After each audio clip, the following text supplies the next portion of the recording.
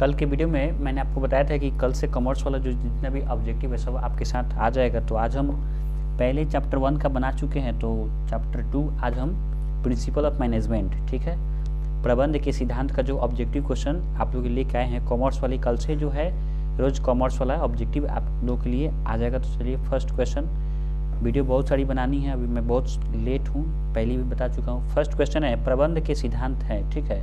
तो प्रबंध के सिद्धांत क्या है?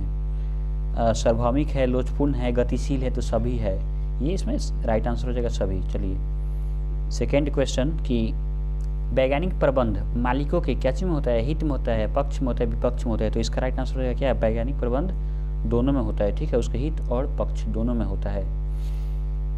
थर्ड नंबर क्वेश्चन देखेंगे कि हेनरी फॉयल का जन्म हुआ था, हेनरी फॉयल का जन्म कहाँ हुआ था? फ्रांस में हुआ था। तो 3 का राइट आंसर हो जाएगा क्या? 3 का राइट आंसर हो जाएगा बी। चलिए फोर्थ नंबर क्वेश्चन हम देखेंगे कि वैज्ञानिक प्रबंध में उत्पादन होता है, तो वैज्ञानिक प्रबंध में उत्पादन अधिकतम मात्रा में होती है, ठीक है। फिफ्थ नंबर क्वेश्चन हम देखेंगे वैज्ञानिक प्रबंध कब शुरू हुआ था? तो वैज्ञानिक प्रबंध 1916 ईस्वी में शुरू हुआ था, सॉरी यार 1913 में हुआ था, और थोड़ी सी जल्दबाजी है। प्रबंध के सिद्धांत नहीं है, प्रबंध के सिद्धांत क्या है? सार्वभौमिक है, लोचपूर्ण है, संपूर्ण है, तो इसका सिद्धांत संपूर्ण नहीं है। प्रबंध के सिद्धांतों की रचना किस प्रकार की जाती है? प्रयोगशालाओं के द्वारा, प्रबंधक के अनुभव द्वारा? तो इसका राइट आंसर है क्या? प्रबंधक के अनुभव द्वारा। इस बार केवल बिहार बोर्ड के बच्चों के लिए ही आ पाएगा क्योंकि टाइम बहुत कम है, सीबीएसई वालों के लिए आ नहीं पाएगा। प्रबंध के सिद्धांत हैं तो कठोर है, प्रबंध के सिद्धांत क्या है? इसमें कठोर है, बहुत ही कठोर है। वैज्ञानिक प्रबंध में विश्लेषण है, वैज्ञानिक प्रबंध में विश्लेषण 75% है, ठीक है। वैज्ञानिक प्रबंध कब प्रारंभ हुआ था? देखिए ये क्वेश्चन रिपीट हो चुका है, 1913 में हुआ था, बिल्कुल टाइम की अभाव है। 11 नंबर क्वेश्चन हम देखेंगे वैज्ञानिक प्रबंध के जन्मदाता कौन है? तो FW टेलर, ठीक है, हेनरी FW टेलर इसका राइट आंसर हो जाएगा, क्योंकि FW टेलर ने ही इसके जन्मदाता हैं। बरसात के मौसम में भी मजा आएगा। वैज्ञानिक प्रबंध से उपभोक्ता को क्या होता है? उपभोक्ता को लाभ होता है, ठीक है, वैज्ञानिक प्रबंध से भी उपभोक्ता को लाभ होता है। 30 नंबर क्वेश्चन हम देखेंगे नीति निर्धारण कार्य है, तो सबसे जो हाई लेवल का मैनेजमेंट होता है ना,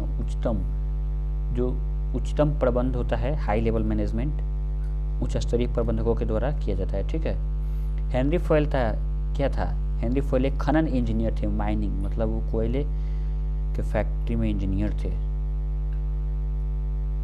कर्मशाला अनुशासक के कार्य है, कर्मशाला अनुशासक के कार्य क्या है? तो इसका राइट आंसर हो जाएगा क्या? उनका काम था झगड़ों को निपटारा करना और कार्यस्थल पर अनुशासन बनाए रखने, यानी A और B इसका राइट आंसर हो जाएगा दोनों, ऑप्शन नंबर सी। मानसिक कार्य से क्या होता है? मानसिक कार्य से थकान होती है भाई, ये नॉर्मल सी बात है, ये कॉमर्स के लायक नहीं है। जनरल एंड इंडस्ट्रियल मैनेजमेंट पुस्तक किस व्यक्ति से संबंधित है? तो इस चैप्टर में एक ही आदमी फेमस होंगे, 2 आदमी, हेनरी फॉयल और FW टेलर, तो लेकिन इसका संपादन किसने किया था? हेनरी फॉयल ने। 70 number question general and industrial management पुस्तक किस भाषा में है? फ्रेंच भाषा में, हिंदी भाषा में, नेपाली भाषा में? तो भाई साहब ये सिंपल सी बात है, ये जो इंजीनियर थे वो फ्रेंच में उनका जन्म हुआ था, बर्थ हुआ था, तो इसका राइट आंसर रहेगा क्या? फ्रेंच भाषा में होगी।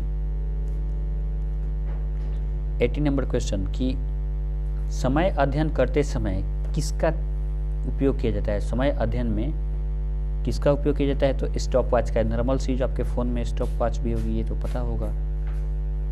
हेनरी फॉयल का जन्म किस वर्ष हुआ था? तो हेनरी फॉयल का जन्म फ्रांस में तो हुआ था, लेकिन नहीं इनका फ्रांस में नहीं होता, लेकिन हेनरी फॉयल का जन्म कब हुआ था? 1841 में, 1848 में, ठीक है। हेनरी फॉयल ने प्रबंध के कितने सिद्धांत प्रतिपादन किए हैं? तो 14 किए हैं, ठीक है।